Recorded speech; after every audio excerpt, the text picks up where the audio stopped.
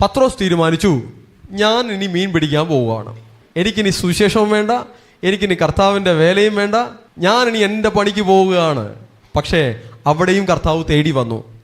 കർത്താവ് പറഞ്ഞു, നീ ഇവരിൽ അധികമായി എന്നെ സ്നേഹിക്കുന്നുവോ?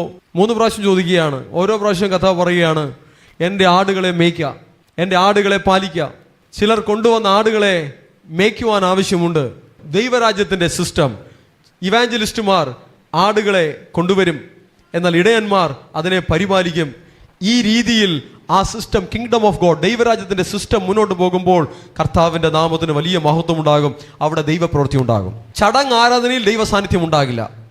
ചടങ്ങ്, മതഭക്തി, പള്ളിഭക്തി, ഇങ്ങനെയുള്ള കാര്യങ്ങളിൽ നിൽക്കുന്നവർക്ക് ദൈവത്തിൻ്റെ 7 അയലത്ത് വരാൻ പറ്റില്ല. ബൈബിളും കൊണ്ടു നടക്കും, പക്ഷേ ബൈബിളിനകത്തുള്ള മഹത്വമൊന്നും സ്വന്തമാക്കാനേ പറ്റില്ല. ബൈബിളിൻ്റെ പുറത്ത് കിടന്നുറങ്ങിയാലും ശരി, ഇതിനകത്തുള്ള ഒരു ഗുണവും കിട്ടില്ല.